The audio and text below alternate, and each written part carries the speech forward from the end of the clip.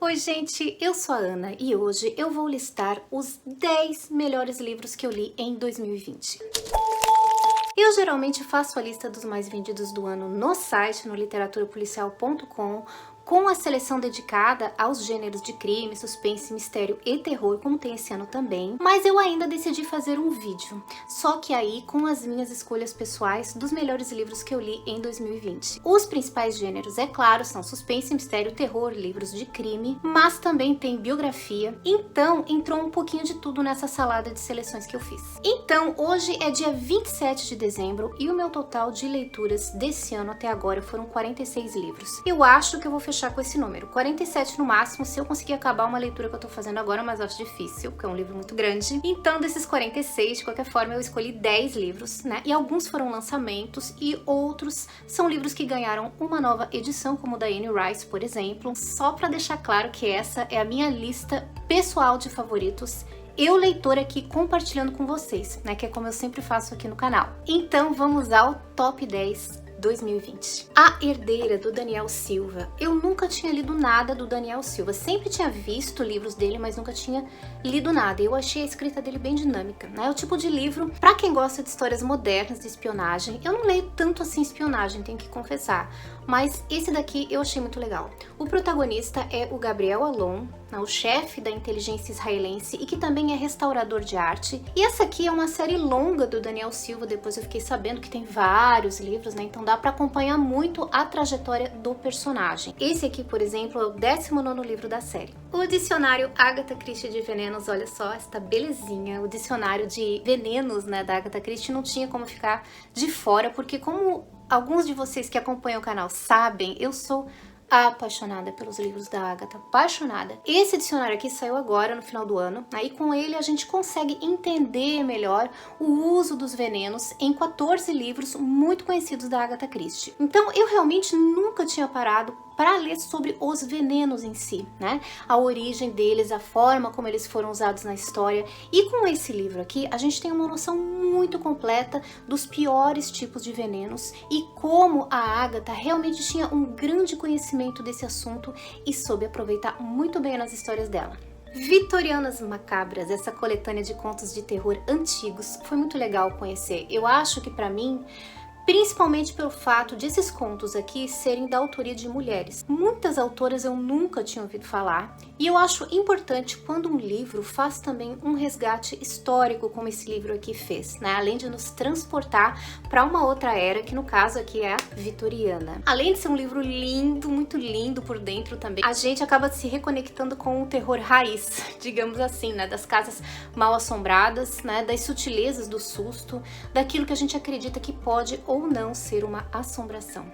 Entrevista com o Vampiro, este clássico, jamais imaginei que eu fosse admirar tanto esse livro, porque eu conhecia a história através do filme, e eu até achava ok, né? Não era assim nada esplêndido, embora eu tenha assistido o filme, né, a Entrevista com o Vampiro, faz muito tempo, na época do lançamento mesmo, com o Tom Cruise e o Brad Pitt. Então a Roku me mandou esse livro, com essa nova edição que saiu esse ano, com a tradução da Clarice Lispector, olha o luxo, e eu confesso que eu fiquei encantada com a escrita da Anne Rice, principalmente porque eu achei muito poética, né? Eu fiquei imaginando as cenas de época com muita facilidade, né? Do Lestat, do Louis e de uma New Orleans lá do século XVIII, XIX. Então o livro acabou me fazendo até ter vontade de ler mais histórias de vampiro da Anne Rice. Inclusive, eu já tenho até algumas leituras planejadas para 2021. A Dança da Morte. Gente, este livro é pesadíssimo para segurar. Olha só, peguei esse livro para ler no começo da pandemia, do coronavírus no Brasil, né? Era final de março, se não me engano, começo de abril. E eu acredito que eu só peguei pra me apavorar mais com a situação, porque eu vou te falar, né? É um livro apocalíptico do Stephen King. Ele tem esse início onde 99% da população morre por causa de um vírus mortal. E a gente aqui, né, descobrindo o Covid, sem saber muito bem o impacto que essa doença ia ter entre nós. Então o fato da gente olha só o tamanho disso aqui, ó. O fato da gente estar vivendo uma pandemia me fez ler essa história muito mais rápido do que eu normalmente leria, porque o livro tem 1.248 páginas, né? Esse foi o livro mais longo do King que eu já li. E eu vou dizer que eu gostei muito do começo do livro, principalmente. É assustador imaginar o que aconteceria com o mundo se um vírus mortal como esse se espalhasse entre as pessoas, né? E é assustador ainda mais agora, porque justamente é uma ficção que pode virar realidade, como 2020 nos provou com todas as letras. 1793, este é um suspense histórico do sueco Niklas Natt och Dag, e eu adoro suspenses históricos, então esse livro ficou entre os meus favoritos do ano também. Eu não conhecia esse autor, mas eu vi que o livro ganhou o prêmio de livro do ano na Suécia, né, quando ele foi lançado em 2017. E essa história aqui vai ser uma investigação de um assassinato bem misterioso que acontece em Estocolmo no século XVIII. E a escrita desse autor aqui tem um estilo que me prendeu, porque assim como a Anne Rice, ele também consegue te colocar lá no período que ele está descrevendo, né, caminhando pelas ruas de Estocolmo. Então, naquela época, uma cidade cheia de problemas sanitários, né, com instabilidade política, na iminência de revoluções, então tem um clima noir, como diz muito bem na sinopse. O autor vai transferir a investigação para uma dupla de detetives, digamos assim, né, e aí a gente descobre como teria acontecido esse assassinato numa Estocolmo tão diferente da cidade de primeiro mundo que a gente enxerga hoje. Custe o que custar, do Harlan Coben. Eu amo os livros do Harlan Coben, eu sou muito suspeita para falar sobre ele, porque eu gosto de tudo que ele escreve, né? E eu acho que ele é também uma excelente pessoa, pelo que eu acompanho pelas redes sociais. Esse livro, Custe o que Custar, saiu em outubro de 2020 e eu comprei no dia do lançamento, né, em e-book. Não consegui esperar o livro impresso chegar, então eu tenho só ele em e-book. E como sempre eu li num pulo. A história é sobre uma adolescente que desaparece de casa e quando todo mundo acha que ela não vai voltar mais, aí aparece uma grande verdade lá. As costuras que o Harlan faz geralmente te prendem à história. Quem lê Harlan tá acostumado, né? Praticamente todo livro dele é assim, e é isso mesmo que eu gosto num livro de suspense. Agosto, do Rubem Fonseca, esta nova edição aqui da Nova Fronteira de Agosto, do Rubem Fonseca, foi o livro que eu li dele que eu mais gostei, que mais me encantou.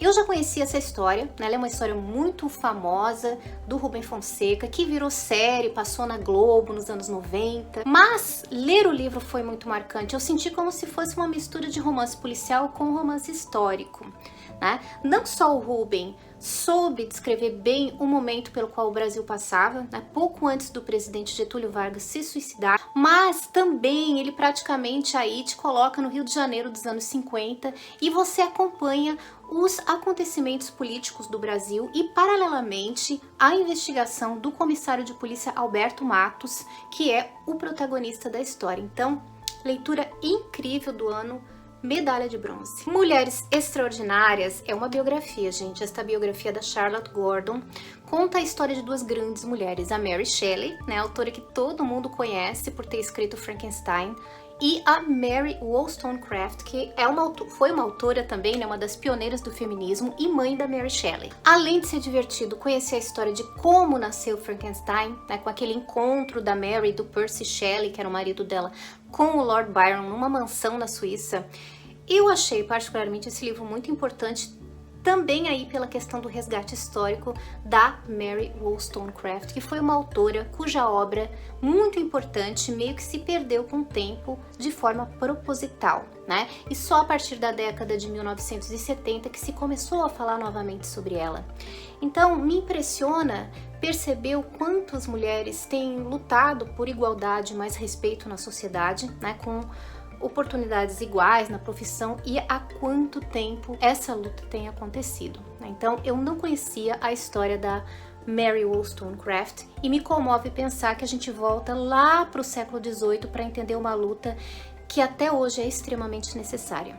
O Mal Nosso de Cada Dia, do Donald Ray Pollock. Eu já falei algumas vezes no Twitter que este daqui foi o meu livro favorito do ano e realmente ninguém bateu o Donald Ray Pollock, né? Esse era um livro que eu não esperava gostar tanto assim, porque não é um livro de suspense, não é um romance policial, é um livro sobre pessoas e sobre os destinos dessas pessoas na vida. Então, eu acho que o que me chamou a atenção mesmo foi a qualidade da escrita do Donald Ray Pollock. A forma como ele consegue descrever a vida dessas pessoas sem esperança que moram em uma pequena região lá dos Estados Unidos, e aí a gente vai acompanhando a vida dessas pessoas durante as décadas, né? E percebendo a melancolia delas e como o mundo podia ser diferente se as pessoas tivessem mais recursos, mais conhecimento e fossem menos manipuladas. O livro virou filme e eu acho que muita gente acabou vendo na Netflix, né, com o Tom Holland e o Robert Pattinson, mas mesmo que vocês já tenham visto esse filme, eu recomendo que vocês leiam o livro também, porque é uma experiência única.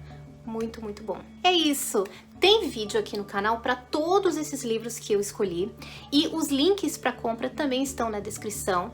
E eu quero saber o que vocês acharam da minha lista pessoal. Tem algum na minha lista que também tá na lista de melhores de 2020 de vocês? Eu quero agradecer o pessoal que compra livros e e-books usando os meus links e que me dá uma força muito legal com as comissões no canal. E também quero agradecer a todos que me acompanharam esse ano. Eu desejo um feliz ano novo para vocês. Obviamente, um ano melhor do que 2020, né? Vamos torcer para que tudo volte ao normal e que a gente possa ao menos sair de casa e abraçar as pessoas que a gente ama no ano que tá chegando aí. Se você gostou deste vídeo, inscreva-se no canal, deixe um comentário, segue o Literatura Policial nas redes sociais. Eu vou ficar por aqui, mas a gente se vê no próximo vídeo. Tchau!